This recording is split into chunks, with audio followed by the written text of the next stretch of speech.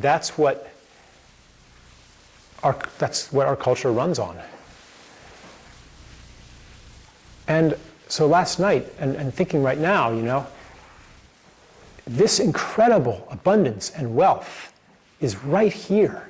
Feeling that, if anybody can just feel that and have that in their lives, all of this obscene consumption, this pillage of nature, this pillage of nature and culture and spirit and relationship and its conversion to money, it wouldn't have any motivation. We wouldn't want all of these things that we don't need.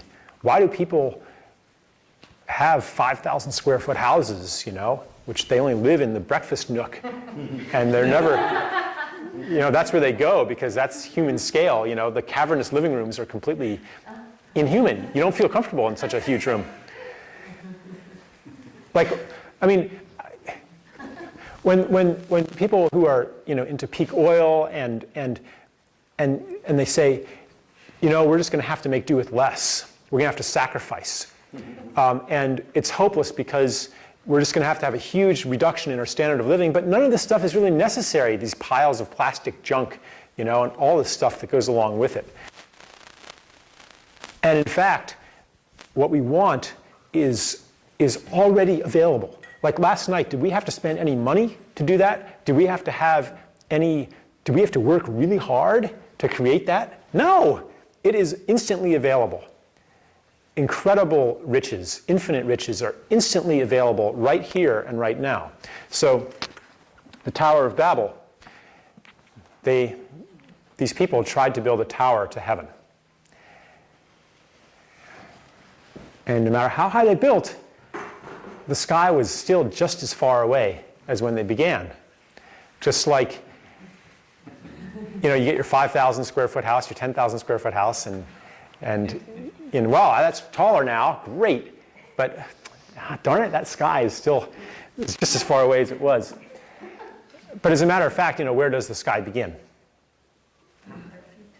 Right. We're already in the sky. It's just a shift of perception away.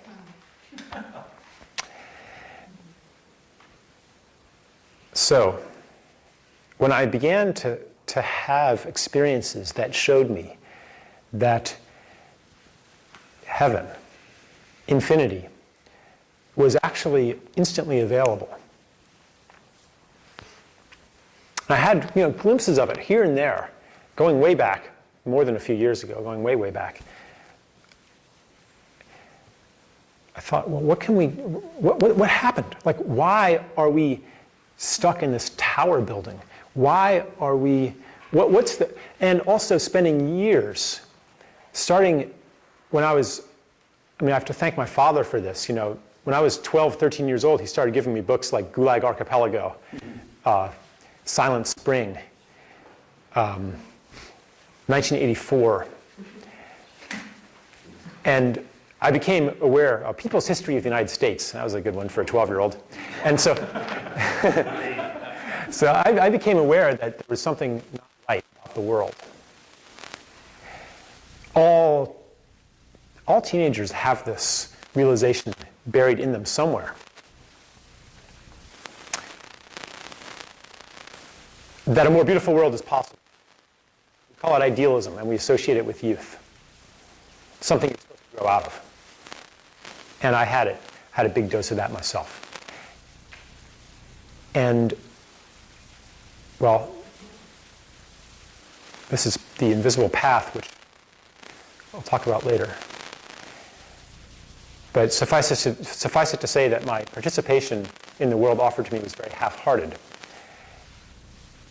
And I continually was drawn to read about how things were messed up, to continually read about the wrongness of the world, because I just couldn't rest. And I wanted to know why.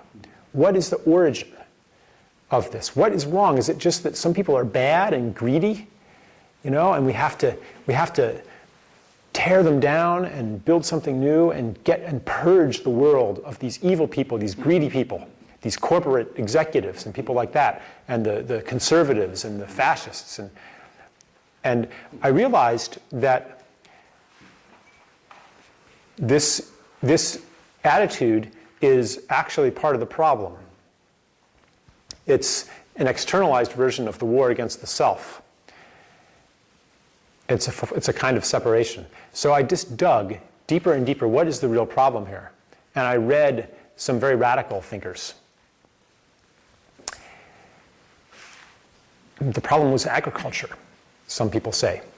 Daniel Quinn, Derek Jensen. That was a big mistake when we started to domesticate and control the world and enslave animals and dominate ecosystems and pervert the earth to meet our purposes. That was the mistake. John Zerzan takes it deeper. Says, no, that agriculture was an inevitable development once we committed an even more basic crime, which was through representational culture, to distance ourselves from nature, to begin labeling things, to begin numbering things. That was 30,000 years ago. That was prior to domestication. That is the fall.